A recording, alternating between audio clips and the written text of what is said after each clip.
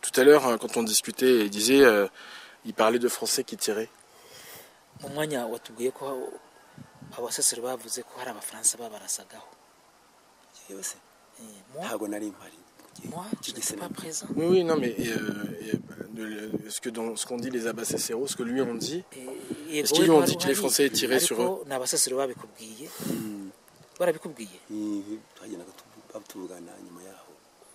Oui, oui, dans nos échanges, ils nous disaient cela. D'accord. Kandi ntawe uzi ko n'ingi bizongera kubaho by'iperereza ko byagenze bakora ko bashatse. Et puis personne ne savait que dans la suite, on devait mener une enquête sur ce qui s'est passé. Kandi abona ko Bisesero ni hafi yo muri ya zone turquoise muri Gikongoro bako habonaga ko bavuze no mu Gikongoro aho. Et puis Bisesero c'est proche de la zone turquoise de Gikongoro. Nous pensions que les Blancs, les Français venaient de Gikongoro. Ah, d'accord. Et est-ce que tu te souviens des noms des personnes qui lui ont raconté cette histoire? Wibuka amazina y'abantu mwaganiriye bakubwira ayo makuru. Hari umusaza umwe twajyaga tubivuga nawe witwa Seromba. Il y a un vieux avec lequel nous échangions sur ces informations et qui s'appelle Seromba.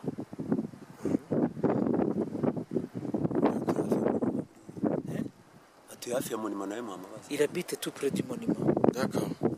Ok. Ok. Et justement, on va aller au monument, site génocide, c'est le site génocide Bisesero. On va demander s'il est encore là. Niho tugiye turaza kubaza nimba Seromba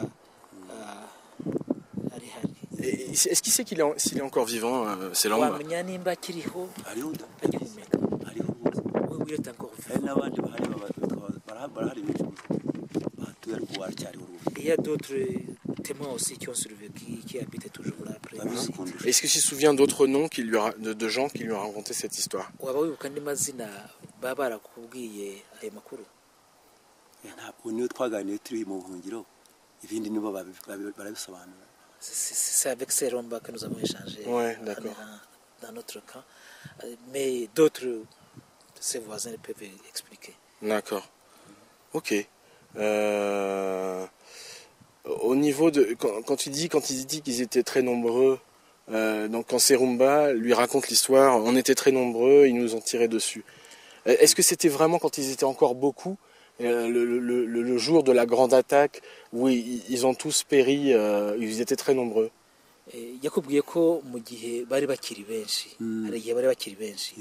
No kuvuga ko rero ni igihe bari bakiri benshi mbere y'uko igitero kirimbuzi kibageraho noneho bakaza gusigara ari imbarwa. Bari bakiri benshi. Oui, ils étaient encore très nombreux. D'accord. Donc c'est différent de pendant Turquoise où il restait très peu de rescapés. No kuvuga ko ibyo ngibyo binyuranye n'igihe cya Turquoise igere bari basigaye ari imbarwa ari bakeya bari ku mashyi. Oui, oui. D'accord. Ok. Merci Muzehe.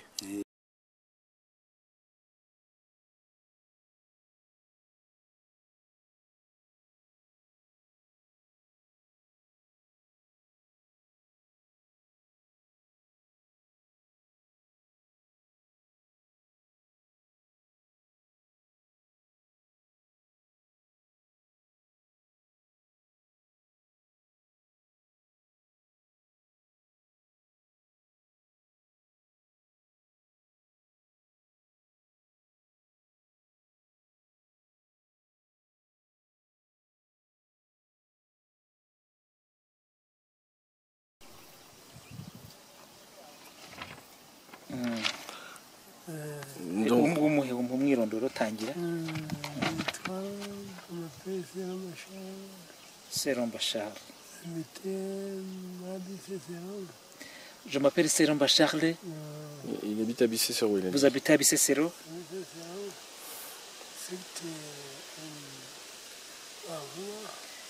J'habite à Bisesero, secteur Rwankuba.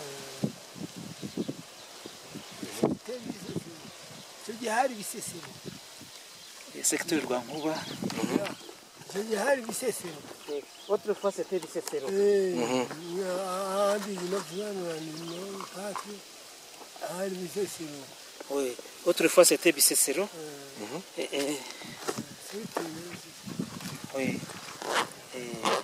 Donc Bisesero, cellule. n'akagari kari n'isere yari bisesero Oui, oui. La cellule et le secteur, c'est Bisesero. ndabaza muri icyo gihe ntabwo mbazwa iby'ubu sibyo Oui, continuez. C'est-à-dire aujourd'hui, autrefois c'était cellule et secteur Bisesero, je ne sais pas maintenant, mais je suis de Bisesero. aujourd'hui serire bisesero cyangwa tumenye umudugudu akagari ni serire bisesero secteur Rwankuba. Le secteur, actuellement, le secteur c'est Rwankuba, la cellule c'est Bisesero.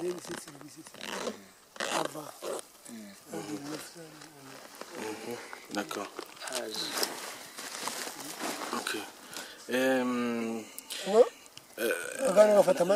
L'âge. Ok. Numva ko ibyo mvuga n'ubundi yabijyanye Arabifata. Mais ça fait rien.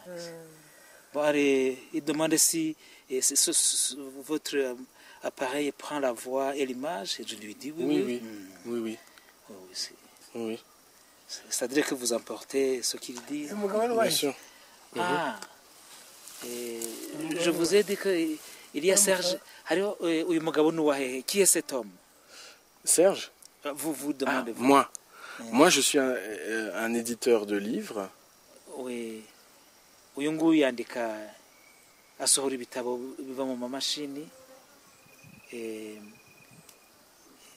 peux l'expliquer. Oui, vas-y, explique qui je suis. Donc, il travaille avec Serge Farnel. Akorana na Serge Farnel wanditse igitabo kuri Bisesero wabonye.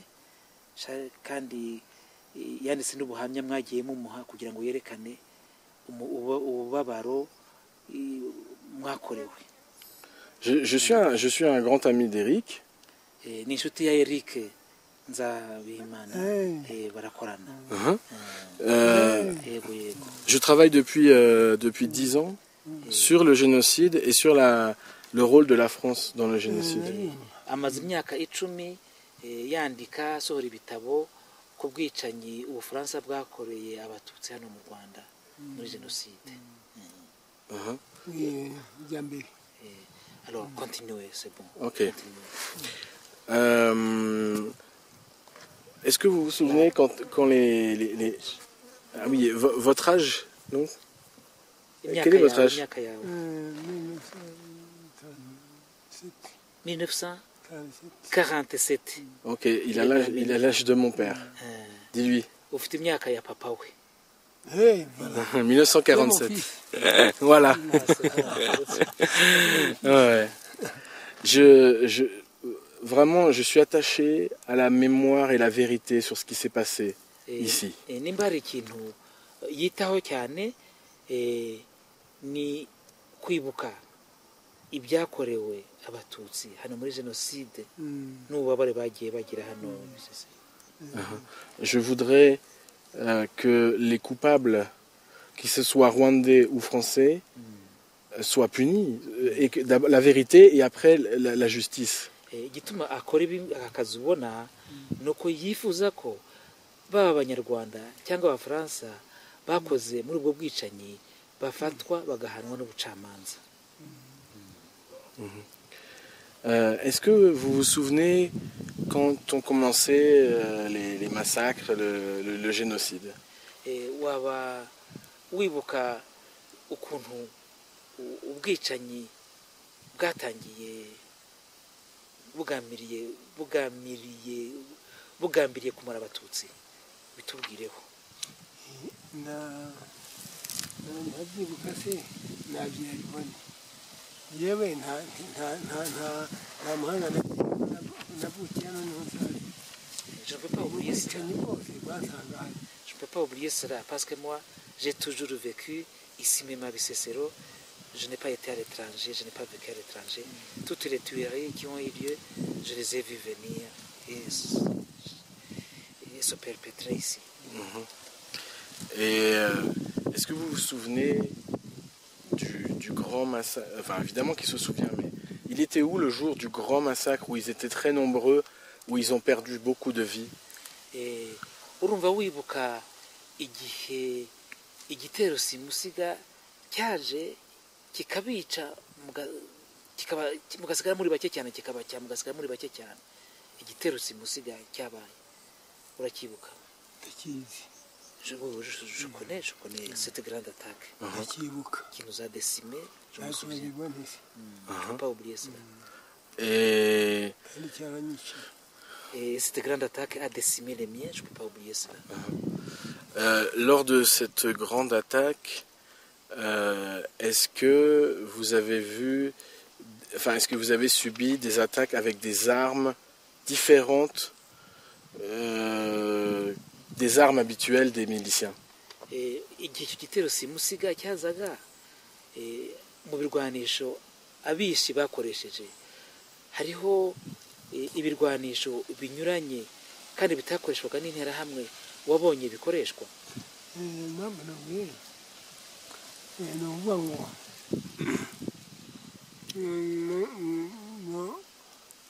kuva kuri zirindwi nibwo intambara yatangiye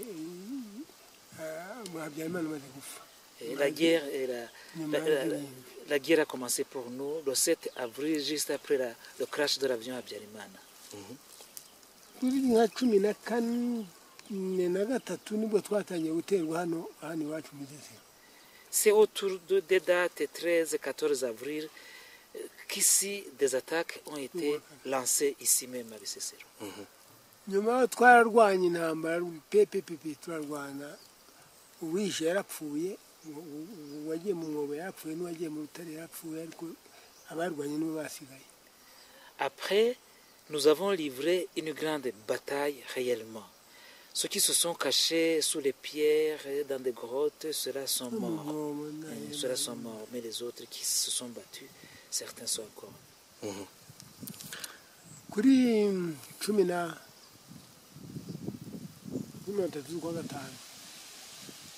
Et en date du 30 mai,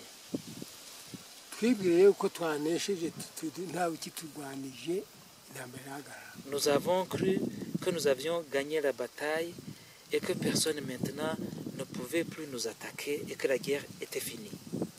Est-ce que ce ne serait pas le 30 avril plutôt que le 30 mai? ntihaba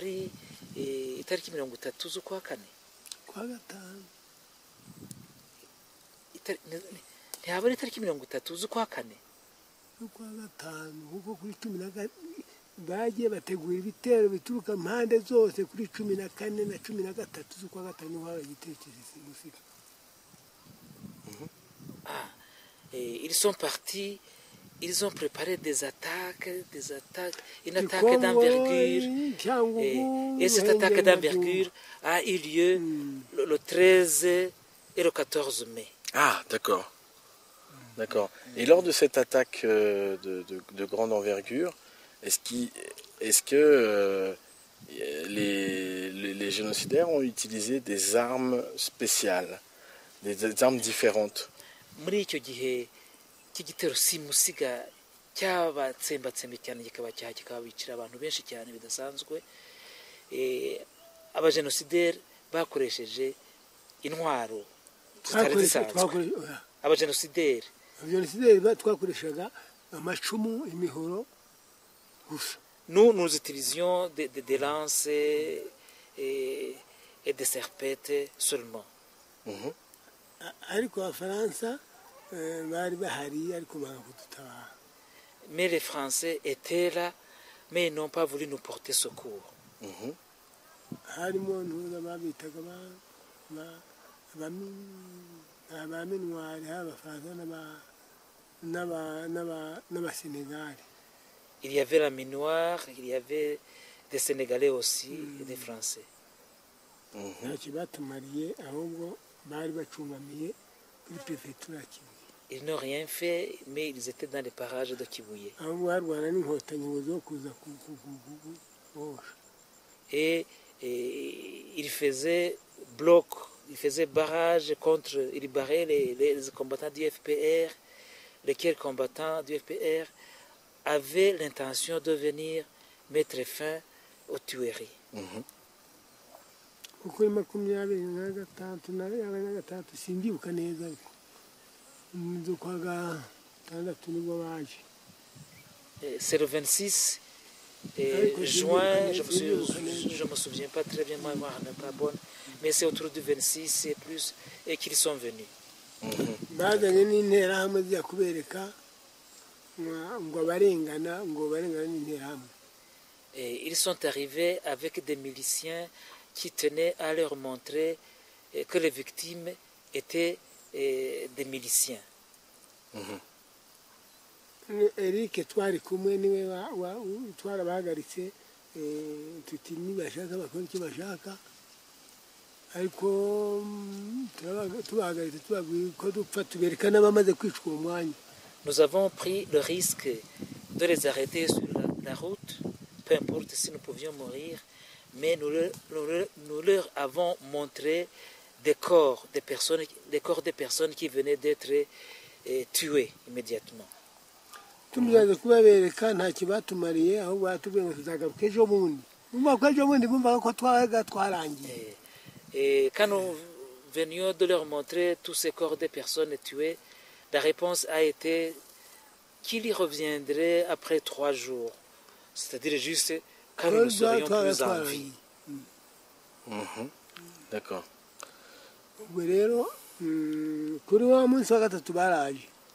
Et effectivement, le 3e jour, ils sont revenus. C'est ici, vers ce sommet, qu'ils nous ont regroupés.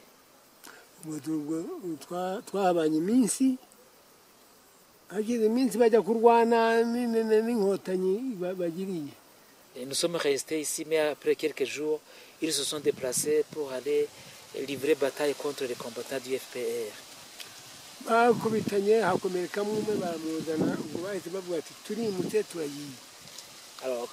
quand ils ont croisé le fer avec les combattants du FPR, un d'entre eux a été blessé, ils l'ont ramené, ils ont décidé de lever le camp et de partir.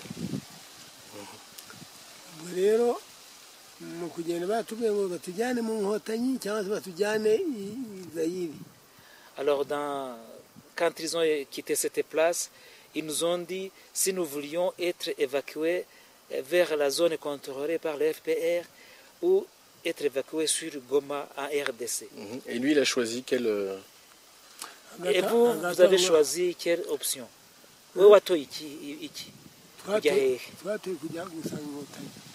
Et nous avons opté de rejoindre la zone du FPR, sous contrôle du FPR.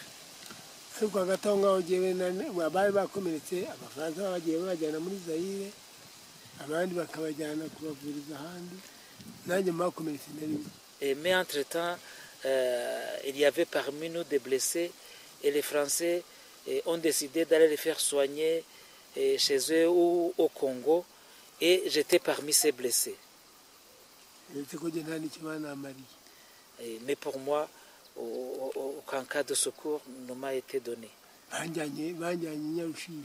On m'a évacué sur Nyarushishi.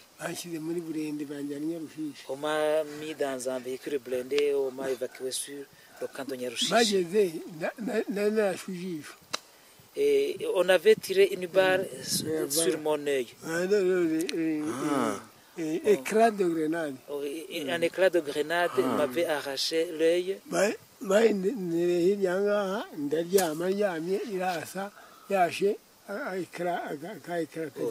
On m'a lancé une grenade derrière cette route et quand la grenade a explosé, elle a atteint mon œil.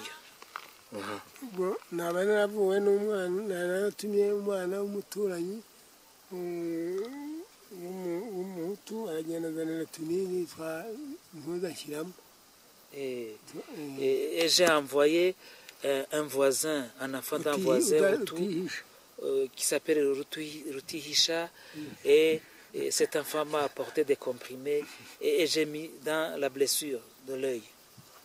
Alors, la blessure... Attends, juste, j'arrête, je coupe un tout petit. Ok, donc on reprend. Donc on en était à l'éclat de grenade sur l'œil. twari tugeze kuri Wanagiye ujisho. kuri grenade baguteye mu jisho igipande cyayo nabuwe na twataramusizi nahawe n'umuturanyi umwana wacu w'umuturanyi wagenda umuturanyi. J'ai été soigné par les comprimés Teramcine antibiotiques que m'a apporté l'enfant de mon voisin Hutu. Je lui ai dit de m'apporter cela, il m'a apporté et j'ai été soigné. Et la blessure a été guérie, mais l'éclat de grenade est resté. Il a dit. D'accord. On va revenir au 13 mai, le grand massacre. Est-ce qu'il se souvient sur quelle colline il était? tugaruka ku bwicanyi simusiga bwatsembye abatutsi cyane kurusha ibindi 13 na 14 z'ukwezi kwa gatanu aho abatutsi batsembye cyane hasigara ari imbarwa we je me souviens mwari hikuye musozi urabyibuka nous étions sur cette colline d'en face la colline Muyira. D'accord. Kuko niho twarwanaga twaharyamaga ibitero bigaturuka hirya bigaturuka hino ariko tukabyuka rimwe batugeze hafi bakaza ntitugereho tukabyukiraho tukabyuka tukavanga tugatemagura. C'est là que nous avions installé notre base, nous étions là, les attaques venaient et nous aussi nous nous couchions, mais après nous nous levions et nous nous battions contre les agresseurs. Avec des machettes, avec des bâtons, avec des pierres. Est-ce qu'il se souvient de grandes explosions qui faisaient beaucoup de dégâts waba wibuka aho babateraga ibintu biturika cyane bikabasimbagura bikabatwika bikabatemagura bikabacamo ibice? On les envoyait. On envoyait des armes.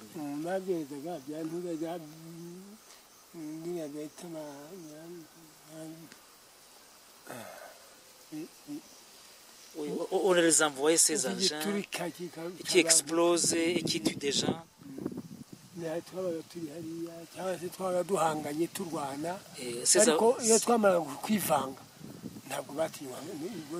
Ces engins, on les envoyait sur nous quand nous étions encore là. Mais quand nous avions commencé des affrontements et que les attaquants et nous-mêmes nous étions corps à corps, et dans ce cas, on ne lançait pas ces trucs qui explosaient. D'accord. Même au sommet de cette colline, en une journée, nous y avons tué 6 soldats, en une journée. Au sommet de cette colline, ici, sur la colline. D'accord. Est-ce que il a vu les gens qui tiraient les bombes là? Qu'est-ce qu'il a vu? Est-ce qu'il a vu c'était qui tirait les bombes? Abantu babateraga amabombe ibyo bintu biturika ni bande warababonye? Mais c'était en plein jour. Mais c'était en plein jour. Je ne me cachais pas parce que celui qui se cachait, il est mort. Celui qui était sous la grotte, il est mort. Mais les Français étaient parmi ces agresseurs et ces Français appuyaient les tueurs. D'accord. Est-ce qu'il les a vus tirer avec les armes, les grosses armes? Est-ce que les Français ils ont tiré les grosses armes?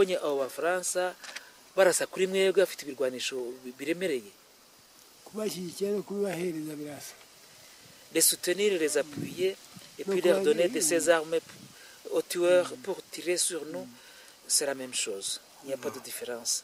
D'accord, ils étaient avec les agresseurs, quoi. Et abo bafaransa nyine bari kumwe n'abicanyi babateraga rero.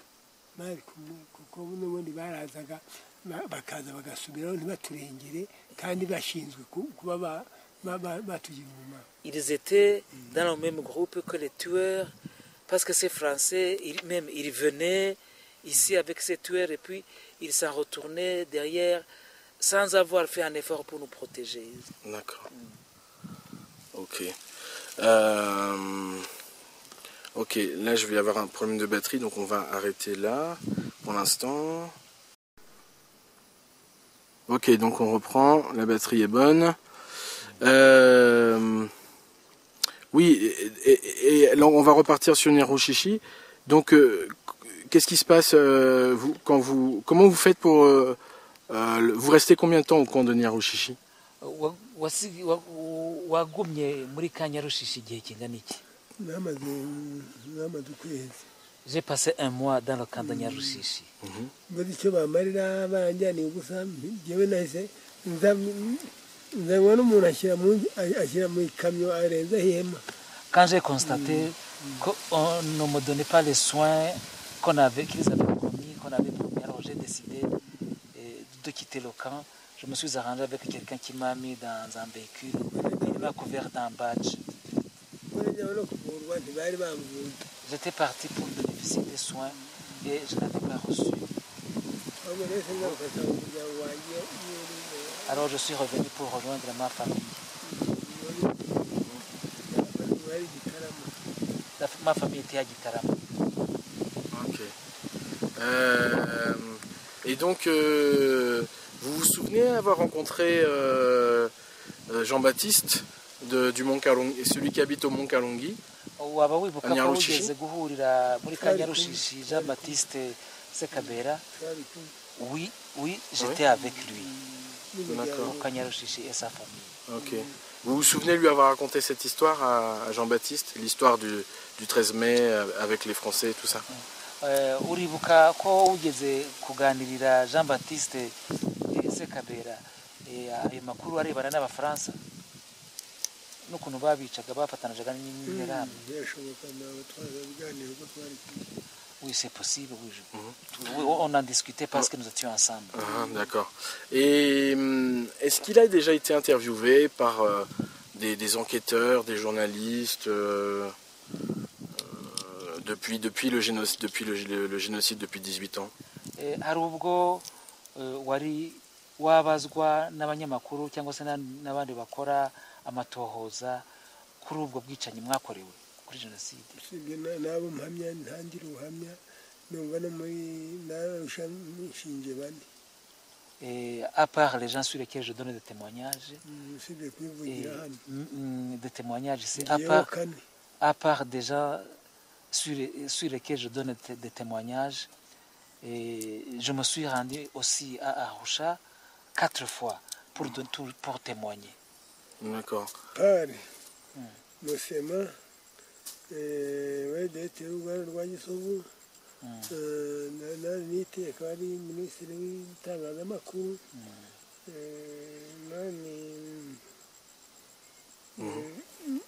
bene bane. Je suis allé là pour donner des témoignages à charge. Je suis allé pour donner des témoignages à charge contre l'ex-préfet Kayishema, contre Musema qui est directeur de l'Idzinate Gisovu et contre l'ex-ministre de l'Information Nitegeka. Et d'autres. Et est-ce qu'il a parlé de cette histoire des Blancs du 13 mai aux différents enquêteurs à qui il a eu affaire? Waba warabwiye se abantu bakoraga itohoza amakuru ajyanye n'icyo gitero simusiga cyo kuri 13 z'ukwa gatanu? Iyo nashinjaga bose ntibyumva ko ntari hezwa ahubwo ndibiki. Quand je donnais des témoignages à charge contre tous ces criminels, vous devez comprendre que nécessairement je devais citer cet épisode de la grande attaque du 13 mai. Mais est-ce qu'il a parlé des Blancs au 13 mai aux enquêteurs? None se waba warabwiye abatohoza n'ahandi ibijyanye n'abazungu bashyikiraga interahamwe 13? Oui, j'ai signalé cela. J'ai signalé cette appui des Blancs. Iyo bashaka tubaho tuba twarabayeho. Kandi ikindi cya kabiri banavuye hano uko inkotanyi bacuma bajya Cyangugu batambutse interahamwe zitwica ahubwo bazishyigikira bazihagararaho. Oui, j'ai parlé de cet épisode du 13 mai aux enquêteurs. Et je leur ai dit que ces Blancs appuyaient les Interahamwe. Et si ces Blancs avaient refusé de porter appui aux Interahamwe, nous n'aurions pas été tués. Au contraire, dans leur progression vers Cyangugu, et ils étaient ensemble avec lui. Mais s'ils avaient fait quelque chose pour que nous ne soyons pas tués, nous aurions pu survivre. Et dans leur mouvement de progression, ils étaient ensemble en fouillant les FPR. D'accord. Et est-ce qu'il se souvient de l'apparence de ces blancs? Est-ce qu'ils portaient un uniforme? À quoi ils ressemblaient? Bon, je sais que c'est très difficile puisque effectivement on lui tirait dessus, donc il n'a pas fixé, regardé bien. Mais est-ce qu'éventuellement il se souviendrait de détails sur l'apparence de ces blancs? Arabyumva ko muri icyo gihe mwabaga muriho muraswa n'iki n'iki, ariko waba wiyumvira ko abazungu basaga n'icyo babaga bambaye nuko babaga bameze?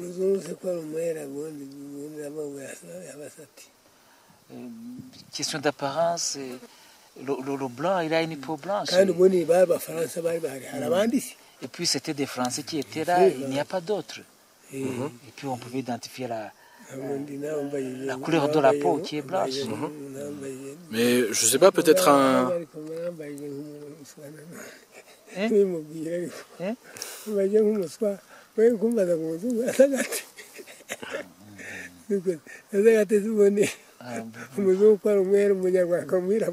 Vous me posez une question un peu... Vous savez vous-même que quand même le blanc a une peau blanche, et le noir a une peau noire. Oui, alors, mais est-ce que par exemple ils avaient des chapeaux, par exemple? Enfin, quelque chose sur la tête? C'était des militaires. D'accord, ils étaient habillés en tenue militaire. D'accord. Oui, ils avaient une tenue militaire. Ils étaient en tenue. Ouais. Mais est-ce qu'ils...